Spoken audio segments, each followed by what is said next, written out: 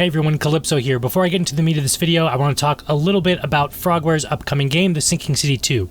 No, this isn't sponsored or paid for content, I'm just a fan. Currently, Frogwares is having a Kickstarter for The Sinking City 2 right now. There's about 20-something odd days left. It's already reached its initial funding goal, but if you wish to support Frogwares in these trying times, feel free to check it out. Link down below, and I'll talk about it more at the end of this video. Let me return, free me and rejoice. I live without purpose, I know. See the truth, tear my lines from my flesh. The most merciful thing in the world, I think, is the inability of the human mind to correlate all its contents. We live on a placid island of ignorance in the midst of black seas of infinity, and it was not meant that we should voyage far. These are the opening lines to H.P. Lovecraft's The Call of Cthulhu, and as of March 1st, 2025, it's been 100 years since our beloved squid emerged from the depths of the Dreaming City, and it's been a year or two now since Sherlock Holmes The Awakened by Frogwares, a remake of the same title from 2008, released, evoking the question, how can the world's greatest detective who knows everything go up against the embodiment of madness and the unknowable? After all, the oldest and strongest emotion of mankind is fear, and the oldest and strongest kind of fear is fear of the unknown. Watson, since you've proven yourself a master of observation, might I ask you to apply your skills to a more pertinent question? Namely, the whereabouts of today's newspapers. They are the key to everything. Sherlock Holmes The Awakened would be Frogware's next entry into a now soft rebooted series of their beloved Sherlock Holmes franchise. The first one being Chapter 1, though you don't have to play Sherlock Holmes Chapter 1 to play Sherlock Holmes The Awakening. I will say though, as does Frogware's, this game was made during the continuing war that's going on, so its scale is much smaller than Sherlock Holmes Chapter 1 or their previous effort which rebooted this whole series in the first place, The Sinking City. That's not a negative, however. It holds its own with its length and doesn't feel like it's wasting your time. It's more expansive than the original Sherlock Holmes The Awakening for sure, but somehow it's nearly the exact same. And to prove it, we need to talk about the gameplay right after this ad break. Mr. Barnes, a word.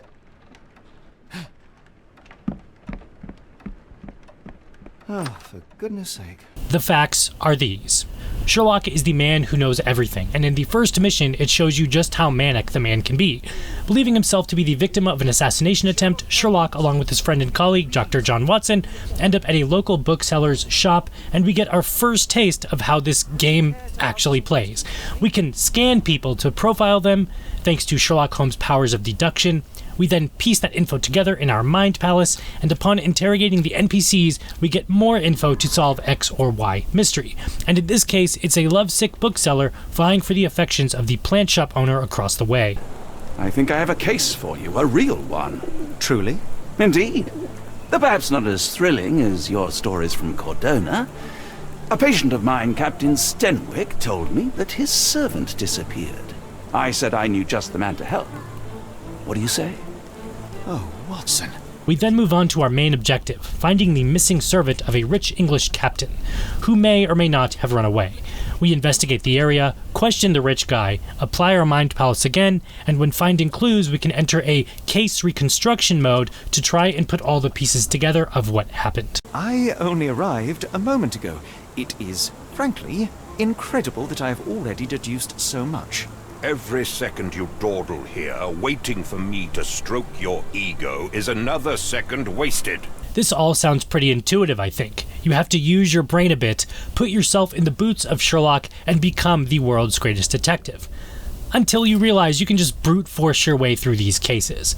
My first run of this game, I definitely tried to think my way through. I read every book, looked for every clue, and searched each area far longer than I probably should have, simply because I wanted to try and put myself in that position, and for the most part, it worked. I felt pretty smart that I solved these things without picking random answers, but once you realize that you can do exactly that, pick the wrong answers and nothing will really change, it's all over from there, and the only reason that keeps you playing is to see this story through. Sherlock Holmes The Awakened goes so far even as to have Sherlock thrust into Mind Palace madness, I suppose, where you get thrown into a Chthonian-like area with Euclidean geometry and you have to solve a puzzle to proceed to the next area.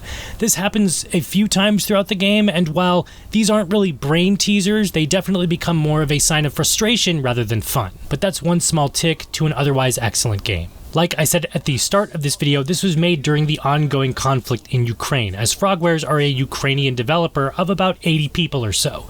So on one hand, it makes sense why it's so limited with its investigation mechanics. After all, this is a remake of an older game, so they want to try and stick as close as possible to the original. So having a branching narrative just wasn't in the cards. And on the other hand, part of me really wishes they would have held off on this one until better circumstances were available to them, but that circles back around to they are in a war zone, they need money to survive and keep making games, so at least they kept the Lovecraft thing going on here as a sort of appetizer, I guess, leading up to the release of Sinking City 2. So Calypso, I hear you ask, how's everything else besides the gameplay? Well, I'm so glad you asked, and I'll tell you right after this ad break. I'm surprised you're not trying to catch that escapee. Please, my time is far too valuable. I hope Nurse Kuntz has been taking good care of you. He has certainly kept me out of trouble. Professor, it is time for your appointment with your next patient, Mr. Wolf. Herr Wolf can wait until tomorrow. I wish to speak with Dr. Watson. As you wish. You still see patients yourself, even as the director of this entire facility? Only the important ones. And yet I rarely get to pick the brain of a man like yourself. Moving on to sound and visuals. Visually, I think Frogwares knocked it out of the park, but seeing as how graphics peaked in like 2007 or something, that's to be expected. Sherlock the Awakened was built using Unreal Engine 4, and although Unreal Engine 4 and specifically 5 now are notoriously kind of garbage with the dreaded stutter struggle and other visual sameness coming from loads of other Unreal Engine games, Frogwares knows what they are doing here because they've used Unreal for so long. I didn't experience any stutter struggle, no visual glitches that I can recall or from this footage, and I was able to crank everything up to max on my aging 1070 GPU. My only issue is that games today have become less interactive. Sure, it looks pretty, but it's all just set dressing. I know I'm wishing for too much given this was made during a war, but the hopeful guy in me hopes that we see lots of interactive environments in future Frogware games. The water has a curious whitish tinge to it.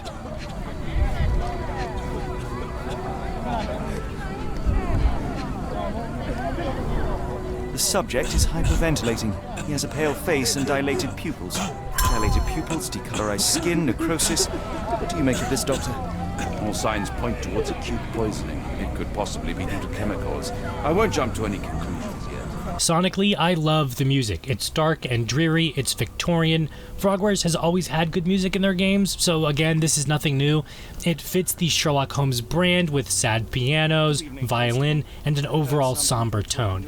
And it also absolutely evokes that fear and dread you'd hear in a Lovecraft-themed video game. And some of it is relaxing, dark academia to read and study to. Have a listen, unless I'm copyright struck.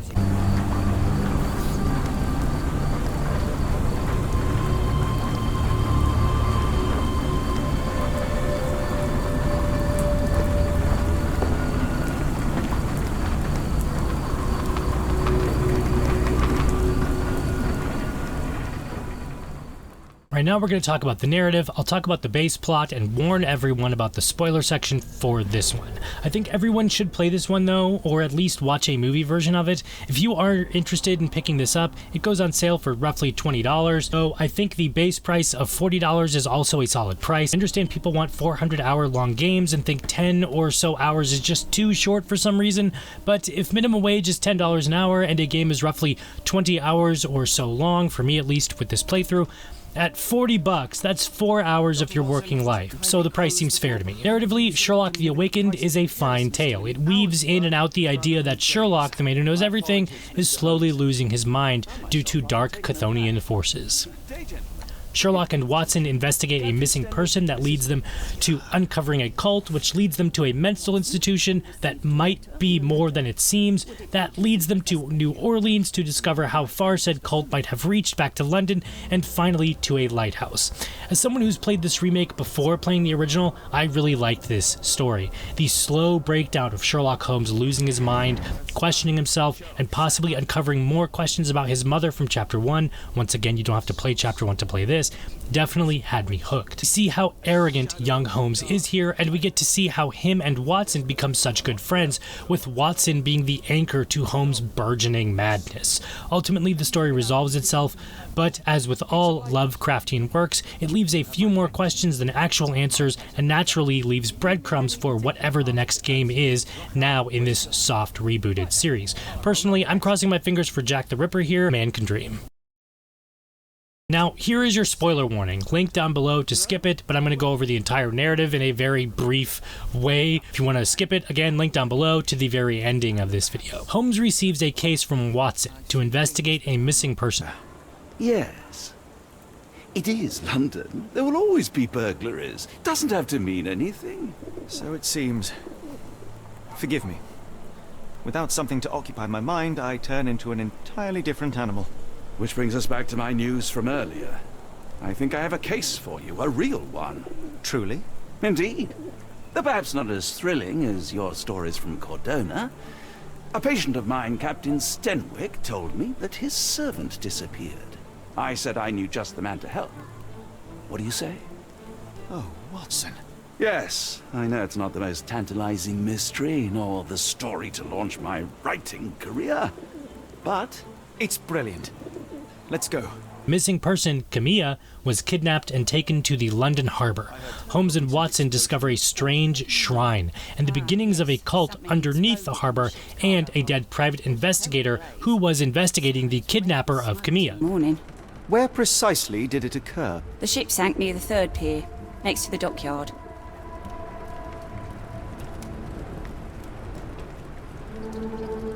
My colleague and I are seeking a burly man, above average height, with workman's boots.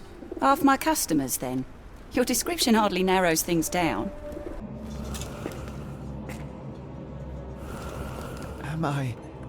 Did I get out?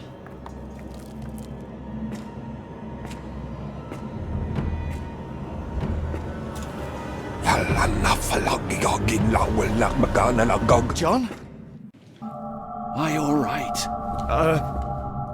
Fine. Watson, I'm fine, thank you for asking. Fine? By Jove, you should have heard the way you called out my name. It was just a game of shadows.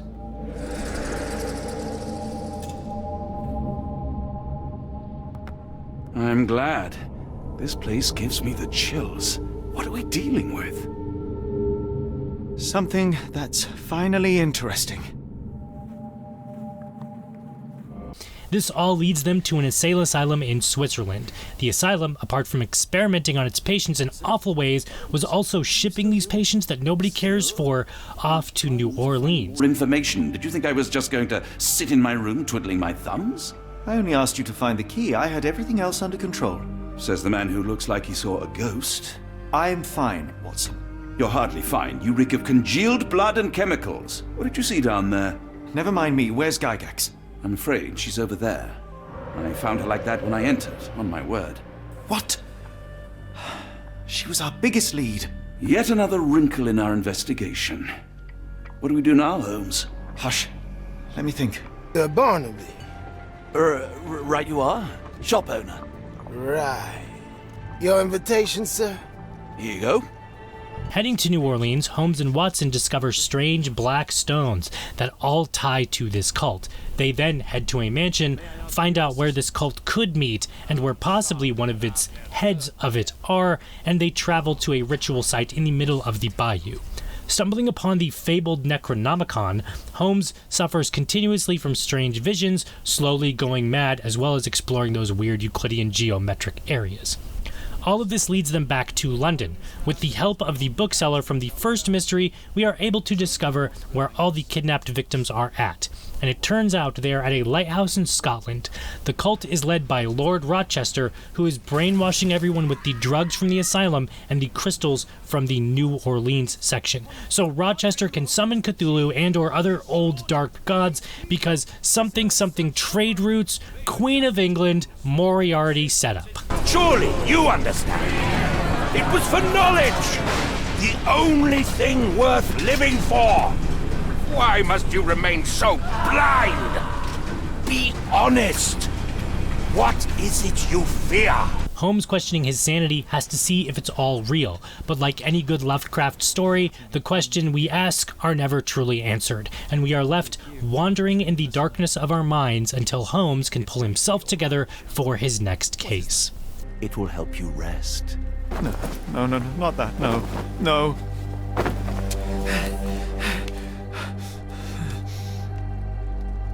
I say, Watson, would you be afraid to sleep in the same home as a lunatic, a man with softening of the brain, an idiot whose mind has lost its grip? Not in the least. The narrative is fine here, I think. It leaves breadcrumbs for Moriarty, of course, because it has to, and it's just pulpy enough. I've simplified it a lot, otherwise this would be an incredibly long video. If you don't play this, I still suggest watching a movie version on YouTube. Surprisingly, for a Ukrainian studio, Frogwares somehow pulls off making great games based on English and American writers. Strong gaze. I think this man deserves a knighthood. Really, Holmes? How can you be so sure? On rare occasions, Watson, it can suffice to trust one's gut. To quote Holmes himself, when you have eliminated the impossible, whatever remains, however improbable, must be the truth. Sherlock vs. Cthulhu is a great premise, and despite this game being relatively small compared to recent Frogware works, it's still a solid title from a AA studio, proving once again you don't need $5 billion to make solid games. Here's looking forward to the future of Frogwares. An enormous blow shattered her ribcage. Now, as I said, at the ending of this video, I'm going to ramble on a little bit about The Sinking City and The Sinking City 2. The Sinking City was Frogware's first foray into what would be now considered their sort of gameplay loop that they created for any of their future titles. It is an investigative game where you play as Charles Reed, heading to the town of Oakmont, where you have to uncover crazy Cthulhu mysteries and everything else like that. Would then take the style from Sinking City and merge it into Sherlock Holmes Chapter 1 and, of course, Sherlock the Awakened here. Needless to say, The Sinking City did really well, so did their other Sherlock Holmes games within this rebooted series, and now they are doing a Kickstarter for The Sinking City 2. For The Sinking City 2, this footage here, they are definitely going down the Resident Evil remake route, as is to be expected because Resident Evil sets the trend for everything, it seems. It already surpassed its goals in funding. It's a little bit above that now to go towards stretch goals, as well as just keeping the studio afloat during these tough times. Naturally, I backed it, of course, and if you're a Lovecraft fan and you've played The Sinking City 1, there's a chance you might have backed it.